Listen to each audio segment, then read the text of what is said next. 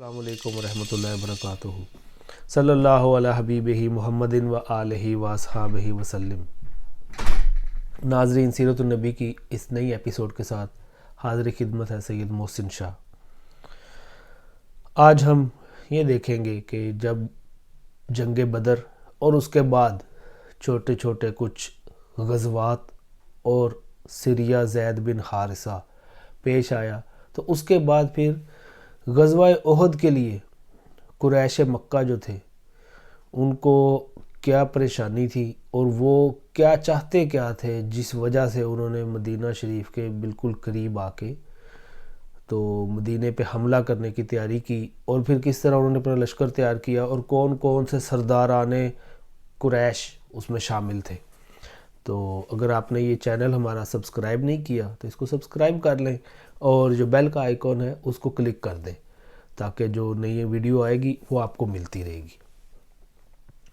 تو اہل مکہ جو تھے ان کو معرکہ بدر میں شکست کے بعد جو ہزیمت اٹھانی پڑی، یعنی جو ان کو پریشانی اٹھانی پڑی، اور جس وجہ سے وہ اتنا ڈاؤن ہو گئے تھے کہ مسلمانوں کا ایک دھاک بیٹھ گئی تھی، اور مدینہ کے ارد گرد پورے عرب میں یہ پتہ چل گیا تھا کہ مسلمان اب ایک قوت ہے، اور ان کے جو بڑے بڑے سردار تھے وہ قتل ہوئے تھے، اس کا صدمہ بھی انہیں برداشت کرنا پڑ رہا تھا۔ اس کے سبب اس کی جو اب وجہ تھی وہ مسلمانوں کے خلاف وہ بہت غصے میں تھے اور کھول رہے تھے۔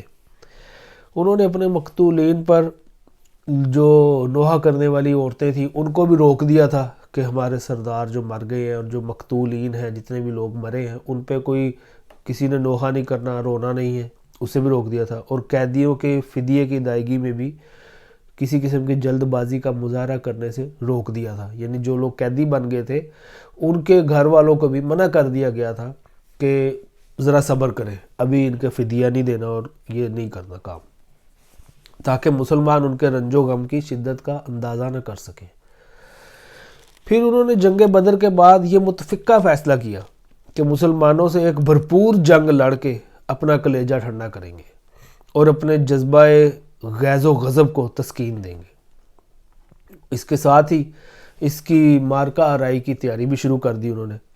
اس معاملے میں سرداران قریش میں سے اکرمہ بن ابو جہل، صفوان بن امیہ، ابو سفیان بن حرب اور عبداللہ بن ربیہ زیادہ پرجوش اور سب سے پیش تھے۔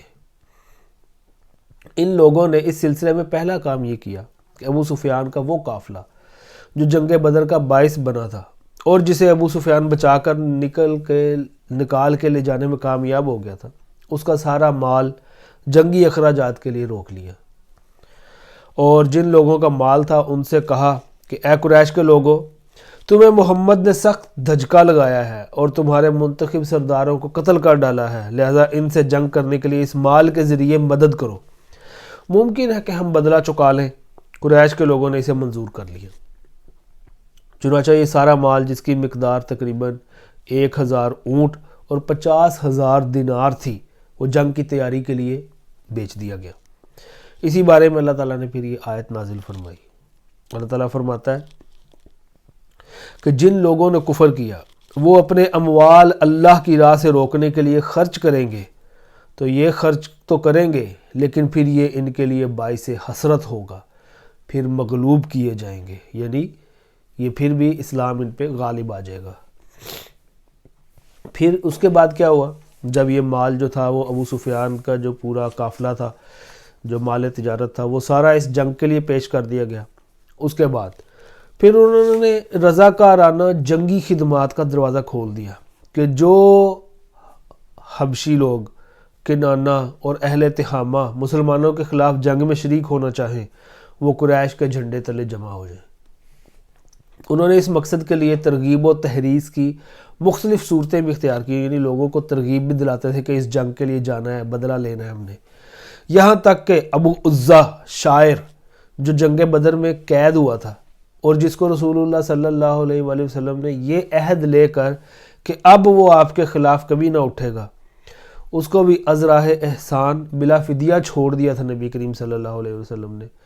اسے وہ جو شاعر تھا اسے صفوان بن امیہ نے ابھارا کہ وہ قبائل کو مسلمانوں کے خلاف بھڑکانے کا کام کرے، اور اس سے یہ عہد کیا کہ اگر وہ لڑائی سے بچ کر زندہ و سلامت واپس آ گیا تو اسے مالا مال کر دے گا، ورنہ اس کی لڑکیوں کی کفالت کرے گا۔ چنانچہ ابو عزہ نے رسول اللہ صلی اللہ علیہ وآلہ وسلم سے کیے ہوئے عہد و پیمان کو پس پشت ڈال دیا اور جذبات غیر و حمیت کو شعلہ زن کرنے والے اشعار کے ذریعے قبائل کو بھڑکانا شروع کر دیا۔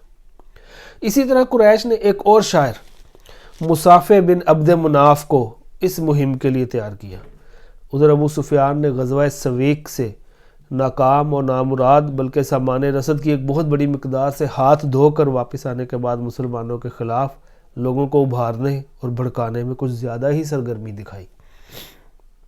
پھر آخر میں جو سریہ زید بن حارثہ کے واقعے سے قریش کو جس سنگین اور اقتصادی طور پر کمر توڑ خسارے سے دوچار ہونا پڑا اور انہیں جس قدر بے اندازہ رنج و الم پہنچا، اس نے آگ پر تیل کا کام کیا، اور اس کے بعد مسلمانوں سے ایک فیصلہ کن جنگ لڑنے کے لیے قریش کی تیاری رفتار میں بہت بڑی تیزی۔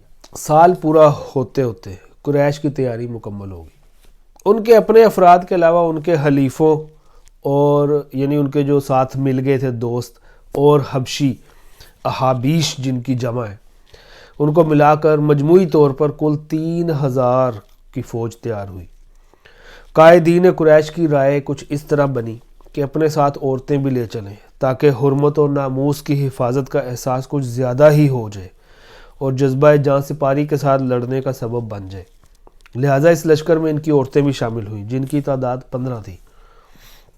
سواری اور بار برداری یعنی مال وغیرہ لادنے کے لیے 3000 اونٹ تھے، اور رسالے کے لیے 200 گھوڑے، یعنی جب جنگ پہ حملہ کرنا ہوتا دشمن پہ اس کے لیے جو شہ سوار ہوتے ہیں وہ تقریباً 200 گھوڑے، اور ان گھوڑوں کو تازہ دم رکھنے کے لیے انہیں پورے راستے بازو میں لے جایا گیا، یعنی ان کے اوپر سفر نہیں کیا گیا، ان کو صرف پیدل لے جایا گیا، اور حفاظتی جو ہتھیار تھے ان کے پاس اس میں 700 زرہیں تھی۔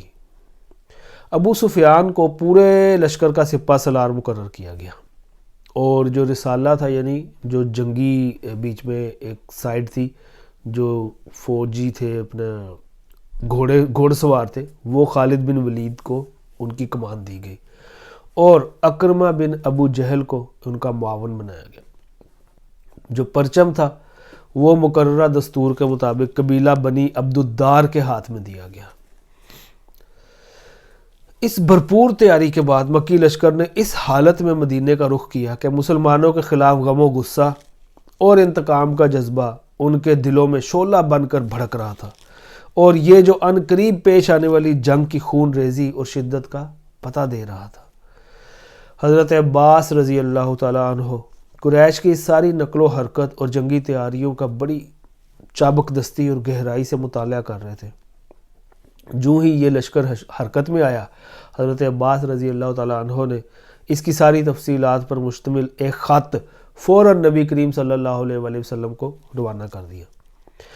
حضرت عباس کا قاصد پیغام رسانی میں نہایت پھرتیلا ثابت ہوا۔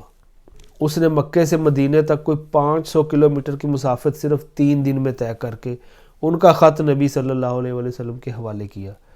اس وقت آپ مسجد قباء میں تشریف فرما تھے، اور یہ خط حضرت ابی بن کعب رضی اللہ تعالیٰ عنہ نے نبی کریم صلی اللہ علیہ وآلہ وسلم کو پڑھ کر سنایا۔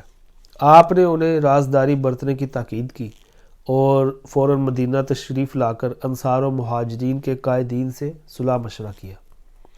اس کے بعد مدینے میں عام قسم کی جو تھی نا یعنی کیفیت پیدا ہو گئی ایک، جب نبی کریم صلی اللہ علیہ وآلہ وسلم نے صحابہ کرام سے اور جو انصار اور مہاجرین کے جو سردار تھے ان سے جب مشورہ کیا کہ اس طرح کی یہ رپورٹ آئی ہے ہمیں، تو اب ہم کیا کرنا چاہیے، تو اس کے بعد مدینہ شریف میں کیفیت پیدا ہوگی، اور لوگ جو تھے وہ کسی بھی وقت اچانک کسی صورتحال سے نمٹنے کے لیے ہر وقت تیار رہتے تھے کہ کچھ بھی ہو سکتا ہے۔ یعنی نماز میں بھی وہ لوگ پھر اپنے ہتھیار جو ہیں اتار کے نہیں رکھتے تھے، نماز بھی ہتھیار پہن کے کرتے تھے، پڑھتے تھے، اور تلواریں ہر وقت اپنے پاس رکھتے تھے۔ اور انصار کا ایک مختصر سا دستہ جس میں حضرت سعد بن معاذ اسید بن حزیر اور سعد بن عبادہ رضی اللہ تعالی عنہ رسول اللہ صلی اللہ علیہ وآلہ وسلم کی نگرانی پر تعینات ہو گیا۔ یہ چھوٹا سا دستہ 3 لوگ تھے جو نبی کریم صلی اللہ علیہ وآلہ وسلم کی نگرانی پہ یعنی آپ کی سیکیورٹی گارڈ بن گئے، اور یہ لوگ ہتھیار پہن کر ساری رات رسول اللہ صلی اللہ علیہ وآلہ وسلم کے دروازے پر گزار دیتے تھے۔ کچھ اور دستے اس خطرے کے پیش نظر کہ غفلت کی حالت میں اچانک کوئی حملہ نہ ہو جائے، مدینے میں داخلے کے مختلف راستوں پر تعینات کیے گئے۔ دیگر دستوں نے دشمن کی نقل و حرکت کا پتہ لگانے کے لیے پیٹرولنگ شروع کر دی، یعنی طلایہ گردی شروع کر دی، اور یہ دستے ان راستوں پر گشت کرتے رہتے تھے جن سے گزر کر مدینے پر چھاپا مارا جا سکتا تھا۔ ادھر مکی لشکر معروف کاروانی شاہراہ پر چلتا رہا۔ جب ابوا پہنچا تو ابو سفیان کی بیوی ہند بنت عتبہ نے یہ تجویز پیش کی کہ رسول اللہ صلی اللہ علیہ وآلہ وسلم کی والدہ کی قبر اکھیڑ دی جائے، لیکن اس دروازے کو کھولنے کے جو سنگین نتائج نکل سکتے تھے، اس کے خوف سے قائدین لشکر نے یہ تجویز منظور نہ کی۔ اس کے بعد لشکر نے اپنا سفر بدستور جاری رکھا، یہاں تک کہ مدینے کے قریب پہنچ کر پہلے وادی عقیق سے گزرا، پھر کسی قدر دائیں جانب کترا کر کوہ احد کے قریب عینین نامی ایک مقام پر جو مدینہ کے شمال میں وادی کنات کے کنارے ایک بنجر زمین ہے اس پہ پڑاؤ ڈال دیا، اور یہ جمعہ 6 شوال سن 3 ہجری کا واقعہ ہے۔ مدینہ شریف کے ذرائع اطلاعات مکی لشکر کی ایک خبر مدینہ پہنچا رہے تھے، حتیٰ کہ اس کے پڑاؤ کی بابت آخری خبر بھی پہنچا دی۔ اس وقت رسول اللہ صلی اللہ علیہ وآلہ وسلم نے فوجی ہائی کمان کی مجلس شورا منعقد فرمائی، جس میں مناسب حکمت عملی اختیار کرنے کے لیے صلاح مشورہ کرنا تھا۔ آپ نے انہیں اپنا دیکھا ہوا ایک خواب بتلایا۔ آپ نے بتلایا کہ واللہ میں نے ایک بھلی چیز دیکھی، میں نے دیکھا کہ کچھ گائیں ذبح کی جا رہی ہیں، اور میں نے دیکھا کہ میری تلوار کے سرے پر کچھ شکستگی ہے، اور یہ بھی دیکھا کہ میں نے اپنا ہاتھ ایک محفوظ ذرہ میں داخل کیا ہے۔ پھر آپ نے گائے کی یہ تعبیر بتائی کہ کچھ صحابہ قتل کیے جائیں گے، تلوار میں شکستگی کی یہ تعبیر بتائی کہ آپ کے گھر کا کوئی آدمی شہید ہوگا، اور محفوظ ذرہ کی تعبیر بتائی کہ اس سے مراد شہر مدینہ ہے۔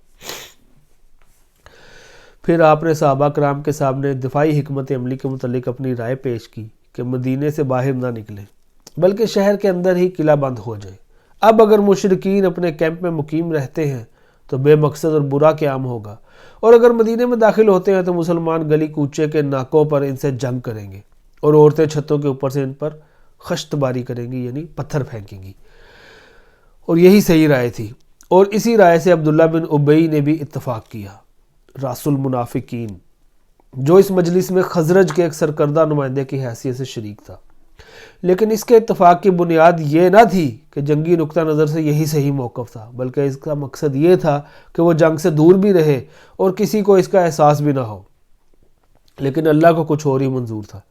اس نے چاہا کہ یہ شخص اپنے رفقا سمیت پہلی بار سر عام رسوا ہو جائے، یعنی اللہ تعالیٰ نے یہ چاہا کہ یہ شخص پہلی بار اس کا پتہ چل جائے کہ یہ منافق ہے اور رسوا ہو جائے، اور ان کے کفر و نفاق پر جو پردہ پڑا ہوا ہے وہ ہٹ جائے، اور مسلمانوں کو اپنے مشکل ترین وقت میں معلوم ہو جائے کہ ان کی آستین میں کتنے سانپ رینگ رہے ہیں۔ چنانچہ فضلائے صحابہ کی ایک جماعت، یعنی افضل صحابہ جو بڑے بڑے جید صحابہ کرام تھے، انہوں نے جو بدر میں شرکت سے رہ گئی تھی وہ صحابہ کرام بڑھ کر انہوں نے نبی کریم صلی اللہ علیہ وآلہ وسلم کو مشورہ دیا کہ میدان میں تشریف لے چلیں، اور انہوں نے اپنی اس رائے پر سخت اصرار بھی کیا۔ حتیٰ کہ بعض صحابہ نے کہا کہ اے اللہ کے رسول، ہم تو اس دن کی تمنا کیا کرتے تھے اور اللہ سے اس کی دعا مانگا کرتے تھے، اب اللہ نے یہ موقع فراہم کر دیا ہے اور میدان میں نکلنے کا وقت آ گیا ہے، تو پھر آپ دشمن کے مد مقابل ہی تشریف لے چلیں۔ وہ یہ نہ سمجھ ان گرم جوش حضرات میں رسول اللہ صلی اللہ علیہ وآلہ وسلم کے چچا حضرت حمزہ بن عبد المطلب رضی اللہ تعالیٰ عنہ وہ بھی شامل تھے، اور وہ سر فہرست تھے جو مارکہ بدر میں اپنی تلوار کا جوہر بھی دکھا چکے تھے۔ انہوں نے نبی کریم صلی اللہ علیہ وآلہ وسلم سے عرض کی کہ اس ذات کی قسم جس نے آپ پر کتاب نازل کی، میں کوئی غذا نہ چکھوں گا یہاں تک کہ مدینے سے باہر اپنی تلوار کے ذریعے ان سے 2 ہاتھ کر لوں۔ رسول اللہ صلی اللہ علیہ وآلہ وسلم نے اکثریت کے اصرار پر اپنی رائے ترک کر دی اور آخری فیصلہ یہی ہوا کہ مدینے سے باہر نکل کر کھلے میدان میں مارکہ آرائی کی جائے۔ اس کے بعد نبی صلی اللہ علیہ وآلہ وسلم نے جمعہ کی نماز پڑھائی تو واعظ و نصیحت کی، جد و جہد کی ترغیب دی اور بتایا کہ صبر اور ثابت قدمی ہی سے غلبہ حاصل ہو سکتا ہے۔ ساتھ ہی حکم دیا کہ دشمن سے مقابلے کے لیے تیار ہو جائیں۔ یہ سن کر لوگوں میں خوشی کی لہر دوڑ گئی۔ اس کے بعد نبی کریم صلی اللہ علیہ وآلہ وسلم نے جب لشکر تیار کیا تو اس لشکر کو 3 حصوں میں تقسیم کیا۔ پہلا حصہ مہاجرین کا دستہ، اس کا پرچم حضرت مصعب بن عمیر رضی اللہ تعالیٰ عنہ کو عطا کیا گیا۔ دوسرا دستہ جو تیار کیا وہ تھا قبیلہ اوس، جو انصاری صحابہ کرام تھے، اس میں قبیلہ اوس کے، اور اس کا علم حضرت اسید بن حضیر رضی اللہ تعالیٰ عنہ آپ کو دیا گیا۔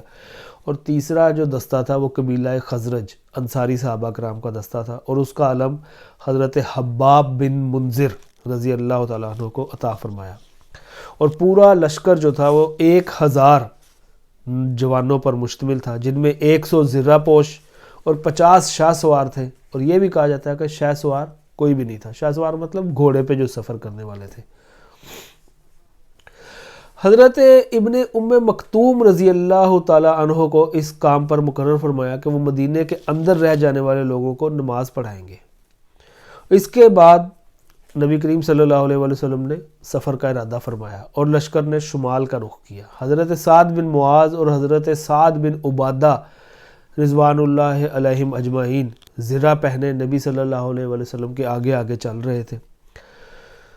ثنیۃ الوداع سے آگے بڑھے تو ایک دستہ نظر آیا جو نہایت عمدہ ہتھیار پہنے ہوئے تھا اور پورے لشکر سے الگ تھلگ تھا۔ آپ نے دریافت کیا تو بتایا گیا کہ خزرج کے حلیف یہود ہیں جو مشرکین کے خلاف شریک جنگ ہونا چاہتے ہیں۔ آپ نے دریافت فرمایا کیا یہ مسلمان ہو چکے ہیں؟ لوگوں نے کہا نہیں۔ تو اس پر نبی کریم صلی اللہ علیہ وآلہ وسلم نے اہل شرک کے خلاف اہل کفر کی مدد لینے سے انکار کر دیا۔ تو اگر وہ مسلمان ہو گئے ہوتے تو پھر نبی کریم صلی اللہ علیہ وآلہ وسلم ان کو اپنے دستے میں شامل کر لیتے، لیکن کیونکہ وہ مسلمان نہیں تھے، لیکن انہوں نے یہ اظہار کیا تھا کہ ہم اس جنگ میں شامل ہونا چاہتے ہیں، مسلمانوں کی طرف سے لڑنا چاہتے ہیں، لیکن نبی کریم صلی اللہ علیہ وآلہ وسلم نے انکار کر دیا کہ ہمیں نہیں چاہیے۔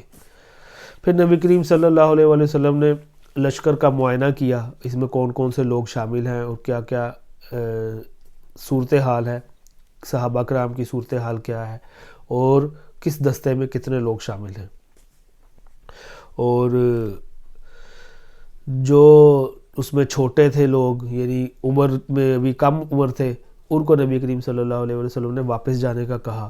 اور بیچ میں سے کچھ لوگ ایسے تھے، کچھ صحابہ کرام ایسے تھے جنہوں نے اصرار کیا کہ ہم یہ جنگ میں لڑنا چاہتے ہیں، تو ان میں سے کچھ کو اجازت مل گئی۔ اب جب شام ہو چکی تھی تو نبی کریم صلی اللہ علیہ وآلہ وسلم نے احد اور مدینے کے درمیان میں شب گزاری۔ اور یہ جب ہم مدینہ شریف سے احد شریف کی طرف جاتے ہیں تو راستے میں ایک جگہ پہ مسجد آتی ہے، وہ مسجد وہ ہے جہاں پہ نبی کریم صلی اللہ علیہ وآلہ وسلم نے یہ شب گزاری تھی، اور وہاں پہ مغرب اور عشاء کی نماز پڑھی اور یہاں پہ رات گزارنے کا فیصلہ بھی کیا۔ پہرے کے لیے 50 صحابہ کرام منتخب فرمائے جو کیمپ کے گرد و پیش گشت لگاتے رہتے تھے۔ ان کے قائد محمد بن مسلمہ انصاری رضی اللہ تعالیٰ عنہ تھے، اور یہ وہی بزرگ ہیں جنہوں نے کعب بن اشرف کو ٹھکانے لگانے والی جماعت کی قیادت فرمائی تھی۔ ذکوان بن عبداللہ بن قیس رضی اللہ تعالیٰ عنہ خاص نبی کریم صلی اللہ علیہ وآلہ وسلم کے پاس پہرا دے رہے تھے۔ طلوع فجر سے کچھ پہلے آپ پھر چل پڑے اور مقام شوت پہنچ کر فجر کی نماز پڑھی۔ اب آپ دشمن کے بالکل قریب تھے اور دونوں ایک دوسرے کو دیکھ رہے تھے۔ یہیں پہنچ کر راس المنافقین عبداللہ بن ابی اس نے بغاوت کر دی اور کوئی 1/3 لشکر یعنی 300 افراد کو لے کر یہ کہتا ہوا واپس چلا گیا کہ ہم نہیں سمجھتے کہ کیوں خام خواہ اپنی جان دیں۔ اس نے اس بات پر بھی احتجاج کیا کہ رسول اللہ صلی اللہ علیہ وآلہ وسلم نے اس کی بات نہیں مانی اور دوسروں کی بات مان لی۔ تو کیونکہ وہ یہ چاہتا تھا، جو نبی کریم صلی اللہ علیہ وآلہ وسلم نے جب ایک رائے دی تھی اپنی کہ مدینہ شریف میں قلعہ بند ہو جاتے ہیں، جب اگر دشمن حملہ کرے گا تو اس کے خلاف لڑیں گے. تو اس عبداللہ بن ابی نے یہ کہا تھا کہ ہاں یہ ٹھیک ہے. اس سے اس کا جو ہے منافقت وہ چھپ جانی تھی، لیکن اللہ کو یہ منظور تھا کہ منافقت اس کی چھپے نہ اور یہ سامنے آ جائے. تو وہ پھر یہ اس طرح سامنے آ گئی کہ وہ وہاں سے اپنے 300 بندے لے کے واپس چلا گیا اور باقی رہ گئے 700 صحابہ کرام. اب اس علیحدگی کا سبب وہ نہیں تھا جو اس منافق نے ظاہر کیا تھا. رسول اللہ صلی اللہ علیہ وآلہ وسلم نے اس کی بات نہیں مانی. اس نے یہ کہا نا، تو کیونکہ اس صورت میں جیش نبوی کے ساتھ یہاں تک اس کے آنے کا سوال ہی پیدا نہیں ہوتا تھا. اسے لشکر کی روانگی کے پہلے ہی قدم پر الگ ہو جانا چاہیے تھا. اس لیے حقیقت وہ نہیں جو اس نے ظاہر کی تھی، بلکہ حقیقت یہ تھی کہ وہ اس نازک موڑ پر الگ ہو کر اسلامی لشکر میں ایسے وقت اضطراب اور کھلبلی مچانا چاہتا تھا جب دشمن اس کی ایک ایک نقل و حرکت دیکھ رہا ہو، تاکہ ایک طرف تو عام فوجی نبی کا ساتھ چھوڑ دیں اور جو باقی رہ جائیں ان کے حوصلے ٹوٹ جائیں، اور دوسری طرف اس منظر کو دیکھ کر دشمن کی ہمت بندھ جائے اور اس کے حوصلے بلند ہو جائیں. لہٰذا یہ کارروائی نبی کریم صلی اللہ علیہ وآلہ وسلم اور ان کے مخلص ساتھیوں کے خاتمے کی ایک مؤثر تدبیر تھی، جس کے بعد اس منافق کو توقع تھی کہ اس کی اور اس کے رفقا کی سرداری اور سربراہی کے لیے میدان صاف ہو جائے گا. قریب تھا کہ یہ منافق اپنے بعض مقاصد کی برآری میں کامیاب ہو جاتا، کیونکہ مزید 2 جماعتوں یعنی قبیلہ اوس میں سے بنو حارثہ اور قبیلہ خزرج میں سے بنو سلمہ کے قدم بھی اکھڑ چکے تھے اور وہ واپسی کی سوچ رہے تھے. لیکن اللہ تعالیٰ نے ان کی دستگیری کی اور یہ دونوں جماعتیں اضطراب اور ارادہ واپسی پر جم گئی. ان کے متعلق اللہ تعالیٰ کا ارشاد ہے، جب تم میں سے 2 جماعتوں نے قصد کیا کہ بزدلی اختیار کریں اور اللہ ان کا ولی ہے، اور مومنوں کو اللہ ہی پر بھروسہ کرنا چاہیے. سبحان اللہ. بہرحال منافقین نے واپسی کا فیصلہ کیا تو اس نازک ترین موقع پر حضرت جابر رضی اللہ تعالیٰ عنہ کے والد حضرت عبداللہ بن حرام رضی اللہ تعالیٰ عنہ نے انہیں ان کا فرض یاد دلانا چاہا. موصوف انہیں ڈانٹتے ہوئے واپسی کی ترغیب دیتے ہوئے اور یہ کہتے ہوئے ان کے پیچھے پیچھے چلے کہ آؤ اللہ کی راہ میں لڑو یا دفاع کرو، مگر انہوں نے جواب میں کہا اگر ہم جانتے کہ آپ لوگ لڑائی کریں گے تو ہم واپس نہ ہوتے. یہ جواب سن کر حضرت عبداللہ بن حرام یہ کہتے ہوئے واپس ہوئے کہ او اللہ کے دشمنوں، تم پر اللہ کی مار، یاد رکھو اللہ اپنے نبی کو تم سے مستغنا کر دے گا. انہی منافقین کے بارے میں اللہ تعالیٰ کا ارشاد ہے، اور تاکہ اللہ انہیں بھی جان لے جنہوں نے منافقت کی، اور ان سے کہا گیا کہ آؤ اللہ کی راہ میں لڑائی کرو یا دفاع کرو، تو انہوں نے کہا کہ اگر ہم لڑائی جانتے تو یقیناً تمہاری پیروی کرتے. یہ لوگ آج ایمان کی بنسبت کفر کے زیادہ قریب ہیں، منہ سے ایسی بات کہتے ہیں جو دل میں نہیں ہے، اور یہ جو کچھ چھپاتے ہیں اللہ اسے جانتا ہے. اب یہ جو لشکر تھا اس کا 300 بندے یہ واپس چلے گئے. اس کے بعد نبی کریم صلی اللہ علیہ وآلہ وسلم باقی لشکر کے ساتھ 700 صحابہ کرام کے ساتھ، اور بیچ میں سے جو اکھڑ رہے تھے ان کو واپس منایا گیا. ان کے بارے میں اللہ تعالیٰ نے بعد میں آیات بھی نازل فرمائی. ان کو لے کر نبی کریم صلی اللہ علیہ وسلم نے دشمن کی طرف قدم بڑھایا. دشمن کا پڑاؤ اب آپ کے درمیان اور احد کے درمیان کئی سمت سے حائل تھا. اس لیے آپ نے دریافت کیا کہ کوئی آدمی ہے جو ہمیں دشمن کے پاس سے گزرے بغیر کسی قریبی راستے سے لے چلے. اس کے جواب میں ابو خیثمہ رضی اللہ تعالیٰ عنہ نے عرض کیا، یا رسول اللہ صلی اللہ علیہ یا حبیب اللہ، میں اس خدمت کے لیے حاضر ہوں. پھر انہوں نے ایک مختصر راستہ اختیار کیا جو مشرکین کے لشکر کو مغرب کی سمت سے چھوڑتا ہوا بنی حارثہ کے ہرہ اور کھیتوں سے گزرتا تھا. اس راستے سے جاتے ہوئے لشکر کا گزر مربع بن کنیتی کے باغ سے ہوا. یہ شخص منافق بھی تھا اور نابینا بھی. اس نے لشکر کی آمد محسوس کی تو مسلمانوں کے چہروں پر دھول پھینکنے لگا اور کہنے لگا کہ اگر آپ اللہ کے رسول ہیں تو یاد رکھیں کہ آپ کو میرے باغ میں آنے کی اجازت نہیں. لوگ اسے قتل کرنے کو لپکے، لیکن آپ نے فرمایا اسے قتل نہ کرو، یہ دل اور آنکھوں دونوں کا اندھا ہے. پھر رسول اللہ صلی اللہ علیہ وآلہ وسلم نے آگے بڑھ کر وادی کے آخری سرے پر واقع احد پہاڑی کی گھاٹی میں نزول فرمایا اور وہیں اپنے لشکر کا کیمپ لگوایا. سامنے مدینہ تھا اور پیچھے احد کا بلند و بالا پہاڑ۔ اس طرح دشمن کا لشکر مسلمانوں اور مدینے کے درمیان حد فاصل بن گیا۔ سبحان اللہ، یہ تو تھی آپ صلی اللہ علیہ وآلہ وسلم کی جنگی حکمت عملی۔ اور ہم نے یہ بھی دیکھا کہ کس طرح راس المنافقین عبداللہ بن ابی منافقت کر کے اپنے 300 کا لشکر لے کے بیچ میں سے واپس چلا گیا، اور جو باقی صحابہ کرام تھے ان کے بارے میں اللہ تعالیٰ نے کیا فرمایا، اور عبداللہ بن ابی کے بارے میں اللہ تعالیٰ نے قرآن پاک میں کس طرح مخاطب کیا۔ اللہ پاک ہمیں نبی کریم صلی اللہ علیہ وآلہ وسلم کے اسوہ حسنہ پر چلتے ہوئے اپنی زندگیاں گزارنے کی توفیق عطا فرمائے۔ وما علینا الا البلاغ۔